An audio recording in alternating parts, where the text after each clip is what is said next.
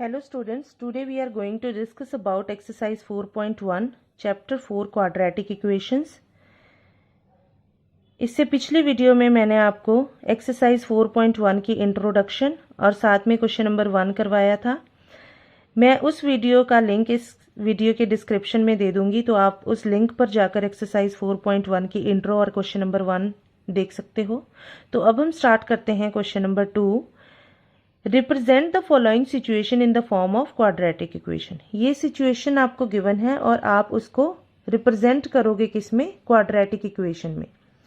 सो यहाँ पर क्वेश्चन क्या है? The area of the rectangular plot is 528 metre square.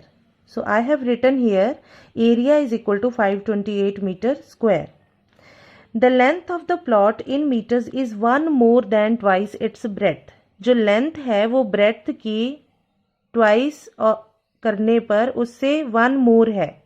Means अगर मैं ब्रेथ को x मान लूं तो लेंथ कितनी है? 2x plus 1। मैंने क्या किया? ब्रेथ का ट्वाइस किया और उसमें 1 ऐड कर दिया, क्योंकि 1 मोर था।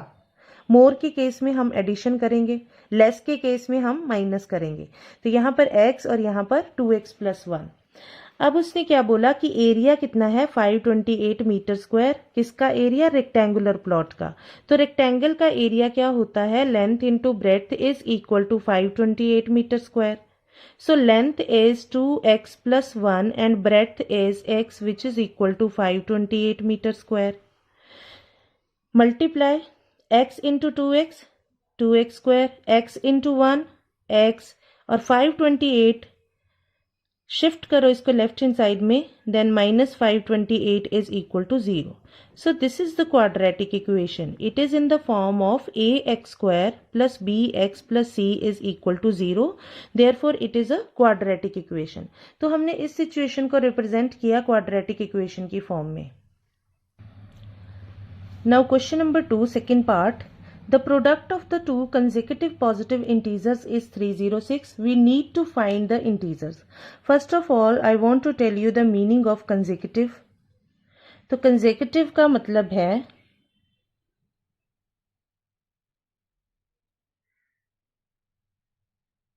consecutive का मीनिंग क्या है वो मैं आपको क्लियर करवा देती हूँ। जैसे सपोज करो आपको बोला जाता है 2 consecutive पॉजिटिव इंटीजर्स। तो आप कैसे लिखोगे? जैसे सपोज करो आपने फर्स्ट इंटीजर 3 लिया, तो इसके साथ कंसेक्यूटिव पॉजिटिव इंटीजर कौन सा होगा? 4। 3 के नेक्स्ट में क्या आता है? 4। इसी तरह से अगर मैं पूछूं कि 10 के साथ क्या आएगा, तो आपका आंसर क्या होगा? 11 आएगा। अगर मैं आपसे पूछूं कि 15 के साथ कंसेक्यूटिव क्या होगा, तो 16 आएगा। मींस एक नंबर से एक नंबर आगे 15 से आगे क्या होगा? 16। 10 का नेक्स्ट क्या होगा? 11 और 3 का नेक्स्ट क्या होगा? 4। तो जब भी आपको 2 कंसेक्यूटिव पॉजिटिव इंटीजर्स निकालने हैं, तो आपके पास जो फर्स्ट नंबर है उसमें 1 ऐड कर दो, आपको नेक्स्ट इंटीजर मिलेगा। इसी तरह से आपने 10 में 1 ऐड किया तो आपको क्या मिला? 11 मिला। 15 में 1 ऐड किया तो क्या मिला? 16 मिल गया। तो अगर मैं फर्स्ट नंबर को x मान लूं तो और x में 1 ऐड कर दूं तो मुझे नेक्स्ट पॉजिटिव इंटीजर मिल जाएगा। क्लियर? तो मैं सपोज कर लेती हूं फर्स्ट इंटीजर को x, पॉजिटिव इंटीजर को x और सेकंड को x plus 1। Let first positive integer is equal to x and second positive integer is equal to x plus 1. The product of two consecutive positive integers is 306. अब ये 2 consecutive positive integers हैं, इन दोनों का product means multiply. तो मैंने इन दोनों को multiply किया, किसके इक्वल है? 306 के। अब कुछ नहीं है, ये सिचुएशन बन चुकी है, हमें इसको क्वाड्रेटिक की फॉर्म में लिखना है। X square plus x is equal to 306 and x square plus x और इसको लेफ्ट हैंड साइड में लेकर आओ, minus 306 is equal to 0। Again, this is in the form of ax square plus bx plus c is equal to 0. So therefore it is quadratic equation. We have represented this situation in the form of quadratic equation, and the quadratic equation is x square plus x minus 306. Clear? अब third situation क्या given है? Third situation देखो, Rohan's mother's age is 26 year, Rohan's mother is 26 years older than him. Rohan की mother Rohan से 26 years older है। The product of their ages in years is 3 years from now will be 360। अब से 3 साल बाद, 3 ईयर्स फ्रॉम नाउ का मतलब है 3 साल बाद, आफ्टर 3 ईयर्स, आफ्टर 3 ईयर्स। इस पूरी लाइन का मीनिंग है आफ्टर 3 ईयर्स। अगर 3 ईयर्स हेंस लिखा होता तो उसका मतलब भी क्या होता? After 3 years. तो एक बार क्वेश्चन को फिर से रीड करते हैं। Rohan's mother is 26 years older than him. The product of their ages in years is 3 years from now will be 360। We would like to find Rohan's present age. हमें रोहन की प्रेजेंट एज फाइंड करनी है या हमें उसको फाइंड करने की जरूरत है। तो अब हम जो हमें लास्ट में क्वेश्चन में पूछा होगा हम वही सपोज कर लेंगे। Let Rohan's present age x years, Rohan's mother's age क्या आएगी? रोहन्स मदर्स एज आएगी 26 ईयर्स ओल्डर। अब 26 ईयर्स ओल्डर है तो x प्लस 26। क्लियर? कुछ बच्चे यहाँ पर करते हैं 26 इंटू एक्स। मल्टीप्लाई नहीं करना है। जब भी कोई किसी से बड़ा होगा तो उसकी एज में, छोटे बच्चे की एज में ऐड करेंगे हम एज को। क्लियर? जैसे सपोज करो कि किसी बच्चे की एज अभी 5 ईयर्स है, तो आफ्टर 5 ईयर्स अगर उसकी एज पूछी जाएगी तो कितनी होगी? 5 प्लस 5 10 ईयर्स।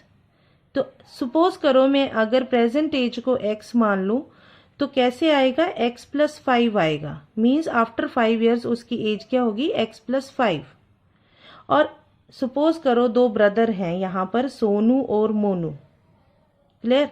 अब सोनू और मोनू के केस में मान लो सोनू की एज 15 है और मोनू उससे 5 साल बड़ा है तो उसकी एज होगी 20। मीन्स आपने इसकी एज कैसे फाइंड की? 15 प्लस 5 करके। तो जब भी सिचुएशन ऐसे गिवन हो कि एक पर्सन दूसरे पर्सन से बड़ा है तो हम उसमें एडिशन करेंगे, ना कि मल्टीप्लाई। इसलिए मैंने यहां पर लिखा Rohan's mother age is equal to x plus 26 years. अब according to question, after 3 years, after 3 years इसकी एज क्या होगी? x plus 3। और आफ्टर 3 ईयर्स इसकी एज क्या होगी? x plus 26 plus 3। Clear? After 3 years उसने क्या बोला? The product of their edges after 3 years will be 360। इन दोनों की एज का प्रोडक्ट करो तो ये किसके बराबर है? 360 के इक्वल। क्लियर? अब हम इसको सिंप्लीफाई करके लिखेंगे x plus 3 x plus 29 is equal to 360।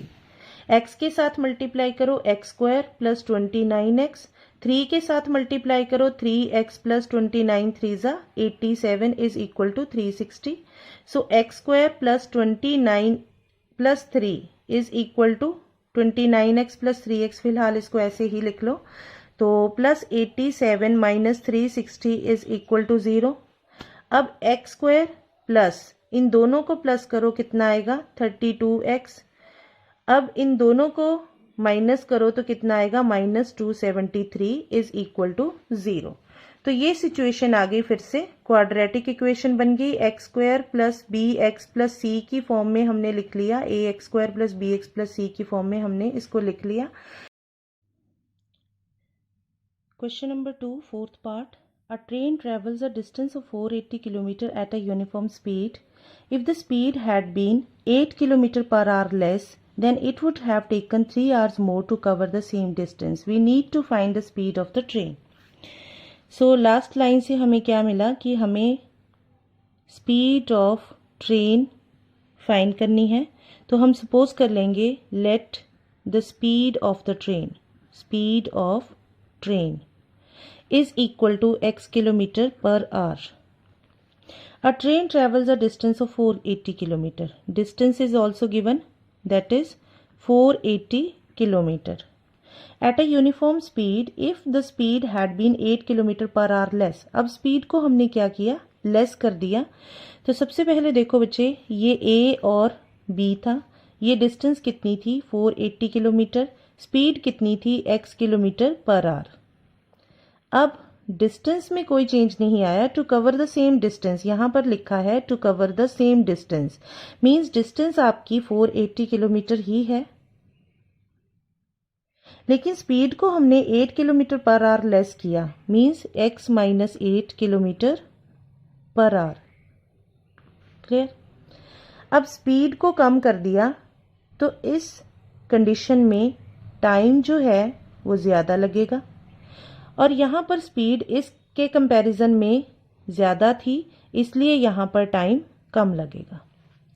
तो बात किसकी हो रही है यहाँ पर, स्पीड की, डिस्टेंस की और टाइम की। तो आपको बहुत अच्छे से एक फॉर्मूला याद होगा, speed is equal to distance over time, distance over time.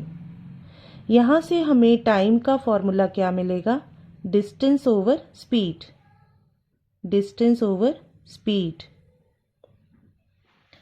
अब डिस्टेंस कितनी थी 480, स्पीड कितनी थी x। दूसरी कंडीशन में डिस्टेंस कितनी थी 480, स्पीड कितनी थी x माइनस 8। यहां पर स्पीड कम की, टाइम ज़्यादा लगेगा। मैं यहां पर इस तरह से एरो बना लेती हूं, टाइम ज़्यादा। तो यहां पर स्पीड क्या थी, ज़्यादा थी, तो टाइम क्या लगेगा, कम लगेगा। अब दोनों क्वांटिटीज़ आपस में इक्वल नहीं है, दोनों क्वांटिटीज़ को इक्वल करना है। तो उसके लिए हमें क्वेश्चन में एक कंडीशन गिवन है कि अगर हम स्पीड को 8 किलोमीटर पर आवर लेस कर दें तो टाइम 3 आवर्स मोर, ज़्यादा टाइम लगेगा। कितना, 3 आवर्स। तो अब हम इन दोनों क्वांटिटीज़ को इक्वल करने के लिए जो कम है उसको भी ज़्यादा करने के लिए हम उसमें 3 ऐड कर देंगे। क्लियर। अब क्या करना है, इसको सॉल्व करना है। 480 upon x minus 480 upon x minus 8, ये मैं लेफ्ट हैंड साइड में लेकर आ गई और इसको मैं राइट हैंड साइड में ले जाती हूँ तो ये बन जाएगा -3। इन दोनों में से 480 कॉमन आएगा, इज इक्वल टू -3। 480 एलसीएम आएगा इसका x इंटू एक्स माइनस 8, यहाँ पर x minus 8 minus x, so it is equal to -3। x and minus x cancel, 480 minus 8 upon x square minus 8x is equal to -3, minus minus cancel.